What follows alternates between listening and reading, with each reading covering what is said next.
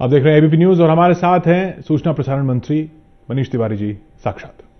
मनीष जी, ये हालांकि प्रधानमंत्री तक की तरफ से कह दिया गया, सब मंत्रियों ने कह दिया, लेकिन ये बहुत ही इत्तेफाक लगता है कि सीबीआई की टीम उसी दिन पहुंच जाती है जब डीएमके ने, या उसके अगले दिन पहुंच जाती है जब डीएमके ने समर्थन विड्रॉ किया है। नहीं, मैं आपकी बात से बिल्कुल इत्तेफाक रखता हूं कि एक तरफ तो इस देश में पिछले इतने सालों से ये बहस चलती आ रही है कि जो केंद्रीय जांच संगठन है, सेंट्रल ब्यूरो ऑफ इन्वेस्टिगेशन, उसको स्वायत्तता देनी चाहिए, उसको ऑटोनॉमी देनी चाहिए।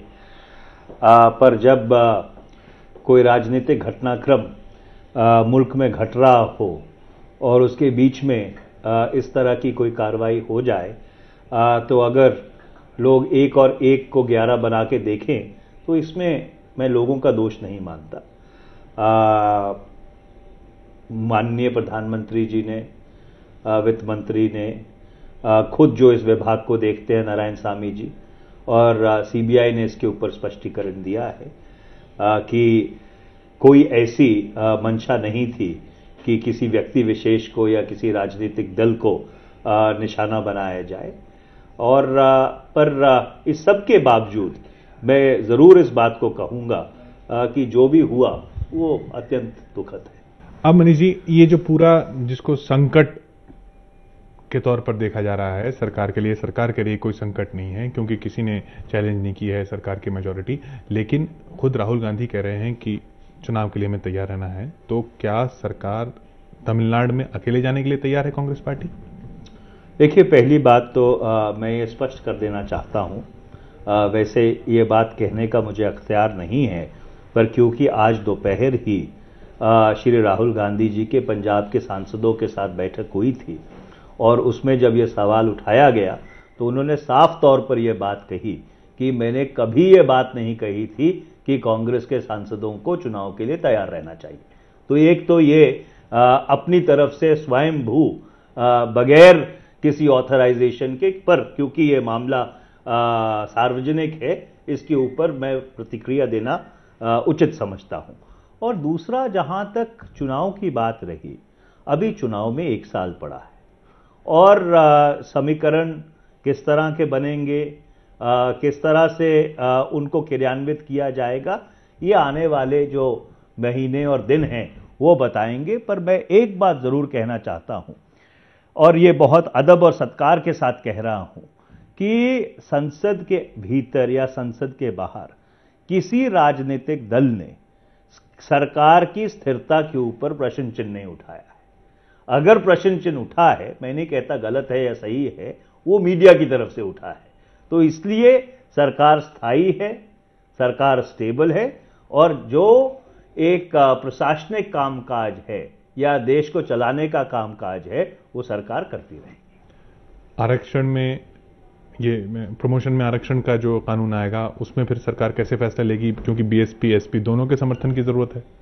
देखिए, आपकी बात बिल्कुल दुरुस्त है कि जब आप एक गठबंधन की सरकार चलाते हैं, सिर्फ वो ही लोग नहीं जो आपको बाहर से समर्थन देते हैं, पर कभी कभी जो उस कोएलिशन के घटक दल होते हैं उनमें भी मुद्दों के ऊपर विवाद रहता है। अलग अलग राजनीतिक दलों का विभिन्न दृष्टिकोण रहता है, और एक गठबंधन सरकार को चलाने की कुशलता या विवेक इसी से जाहिर होता है कि ये जो अंतर विरोध है इसको आप किस तरह से रिकंसाइल करके अपना जो लेजिस्लेटिव एजेंडा है या सरकार का जो लेजिस्लेटिव एजेंडा है उसको सदन से कैसे निकलवाते हैं। तो जब ये मौका आएगा तो सभी लोगों से बातचीत करके कोई ना कोई रास्ता निकालने की कोशिश की जाएगी। तृणमूल को और करीब देखते हैं आप पहले से? अब गठबंधन की सरकारों में खासकर अपने जो सहयोगी दल हैं या हमारे जो घटक दल हैं या जो हमारा एक विचारात्मक दृष्टिकोण है भारत के बारे में, जो उससे सहमति रखते हैं, उनके लिए हमारी खिड़कियां और दरवाजे सदा खुले रहते हैं। यानी कि अभी सारे दरवाजे तृणमूल के लिए बंद नहीं है, तृणमूल का दरवाजा खुल चुका है, वो अंदर आ सकते हैं, ये कहा जाए? देखिए, सवाल तृणमूल का नहीं है। अगर आप इस देश की राजनीति को देखें, और मैं अवसरवाद के दृष्टिकोण से ये तर्क नहीं रख रहा। इस देश में अभी भी जो कंपीटिंग विजन्स ऑफ इंडिया है, एक सांप्रदायिक और एक धर्मनिरपेक्ष, उनमें एक विचारात्मक विरोध है। और जो भारत की राजनीति का ध्रुवीकरण है वो इसी के आसपास होता रहा है और आज भी हो रहा है।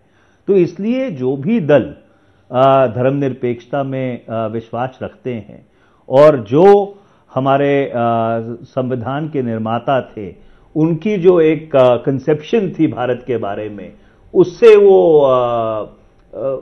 वो अग्री करते हैं, उन सभी राजनीतिक दलों के लिए हमारे दरवाजे और खिड़कियां सदा खुले रहते हैं। बहुत बहुत शुक्रिया हमसे बात करने के लिए मनीष जी। सूचना प्रसारण मंत्री मनीष तिवारी, जिन्होंने बता दिया समीकरण किस तरफ बन रहे हैं। बाकी इशारा आप समझें। देखते रहिए आप एबीपी न्यूज।